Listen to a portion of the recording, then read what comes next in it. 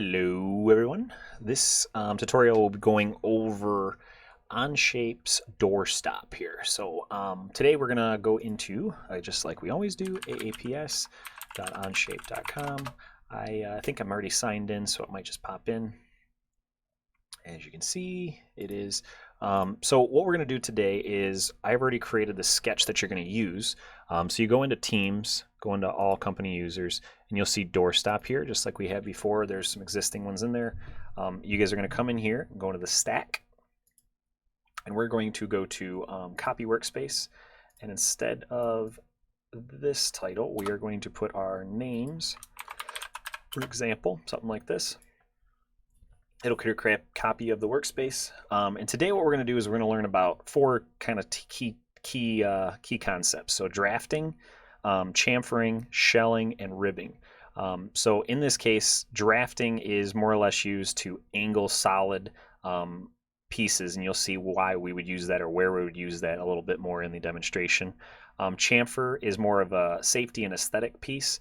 It removes edges, sharp edges through an object, and it creates a plane where that edge used to be, and you'll see that live time. And a shell basically hollows out the inside of an object, and for obvious reasons, manufacturing cost, all that kind of stuff, that's why they use a shell. And ribbing creates support. So for example, 3D printing, let's say we have, and you can see in the walkthrough, there are, maybe the hollowness is too much and the structure is not stable. We would create ribs inside, or supports that are inside of that hollow piece, to create just a structurally sound object. So I'm going to show you guys today how to do all those, and hopefully that makes a little bit more sense on where you could use this after we're done. So the first thing after we make the copy and all that is to start extruding. Now the difference between this is usually you guys would extrude all this at once. So the difference is we're going to select just this front face, and we're going to make this 50 millimeters. So we're going to press the green check mark, and you look like the sketch disappeared. Don't worry about it. It comes over here and you can turn that back on. We want these two separate entities, these two separate extrusions, because we want to manipulate them separately. So it's important that you create two new extrusions. So the second extrusion will come from all these extra pieces that you see, same distance, and it may look a little funky, but we're not adding. We are making a new object, and that'll create two different colors. You'll see if you did it right. And this is what we're going to work with, this kind of mass here. Now it kind of looks like a coffin, I know, but we're going to make it so that we can use some of these tools to prove how to make this a little bit more like a doorstop. So after we do those two extrusions, you're going to come down and you're going to do a draft. So the first thing it says is to just select the draft. So that's up here in the top. This is a new one.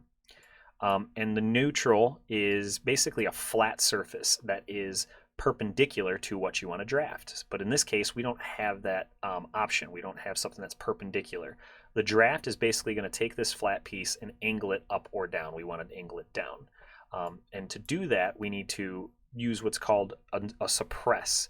And what that does is it removes one feature that you have within this browser over here. So we want to suppress, and all you got to do is click on the object, and I'm already in one, sorry. You have to be out of the feature, my bad. Go into Extrusion 1, right click after you click it, and hit suppress. And it'll make it look like it disappears, but all it does is hides it. Makes it a little easier for us to work. Now we have this plane, or this face that is perpendicular to the top, which is what we wanted in the first place. So we're going to come to draft. It says to ask for a neutral plane, and then it asks what entities you want to draft. So as you can see, it live time previews what we want. We want this to go down, and we want it to be 10 degrees. And it says right on the document that it wants to be 10 degrees. You hit the green check mark, and it'll look just like this.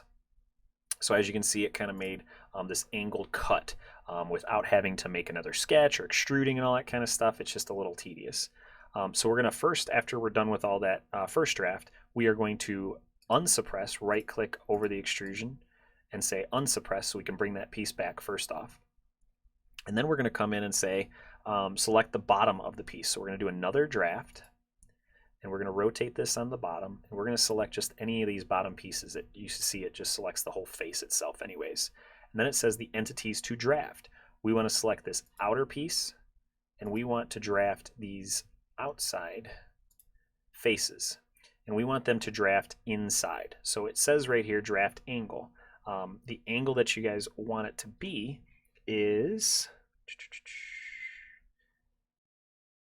says in there 15 degrees.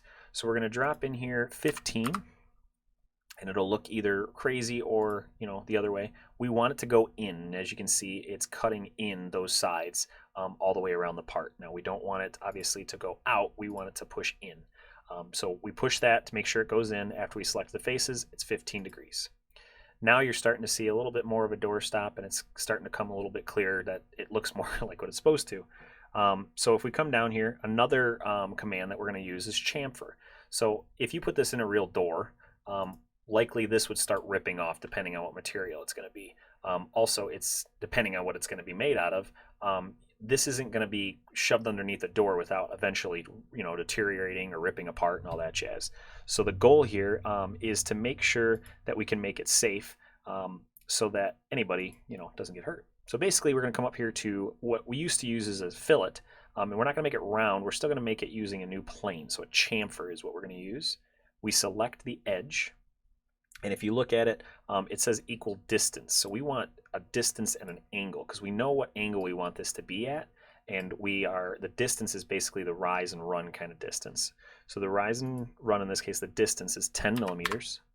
45 degrees is actually what we want. So that's all set. We can press the green check mark and you see it cuts basically the front edge of that off. And again, it's just an easier tool to use rather than a radius or anything like that. So after you hit the green check mark, you're going to see a shell command is the next thing. So we got this whole thing. Who wants to make this out of complete rubber or complete wood or whatever? It's just a lot of material to manufacture. So if a company was doing this, they would want to try and save as much money as possible. In order to do that, we're going to hollow the inside of this thing out. So we're going to use what's called a shell, and shell is right here. And just like that, it's creating a shell in a sense. We want this thing to select the bottom face as well as this other face over here. And you can see it automatically shells it out. Now the wall thickness is what we're kind of concerned with, and we need to make that 5 millimeters. And you can see the thickness kind of went a little bit bigger than what it was, doubled. You press the green check mark, and now you have a piece that is completely hollow on the inside. Problem with this is you want this to shove and wedge underneath a door. So if you did that, it would likely crease in the middle here and deteriorate and eventually just collapse on itself after wear and tear, and you want these things to last. So we're going to create, and using these lines that I kind of showed in a sketch, we're going to create supports that go through the middle of this. And the way you do that is what's called ribbing. So you're going to come up here, and these can be used on the inside of parts or the outside of parts depending on structure based and what the purpose of the part is. But you're going to come in and select rib, and you're basically going to select all the lines. So you're going to see these lines, and you're going to see this orange. Don't freak out. So I have all these selected. Now it says to select the parts. I'm going to select parts and come over to this part of the screen and see part 1 and part 2 because we want both of these to be affected, not just one of them. And then the thickness in this case is going to be 5. And to get this all back on the right track, this little drop down is parallel to sketch plane. We want it normal to sketch plane. And we want to rearrange and go in the opposite direction. And as you can see, if we go in the opposite direction, now it's created these ribs that are supports within this object, and you're going to head and press the green check mark. And as you can see, now we have those systems inside, and that is basically all you have, and you're completely done with the shape. If you want to turn this sketch off to really see what's the inside, and to get it to look exactly like mine, I just made it so that you guys could see the hidden edges inside of it, but that's really just aesthetics. So I hope this helps. If you guys have any questions, please don't hesitate to ask your teacher. Thanks for your time.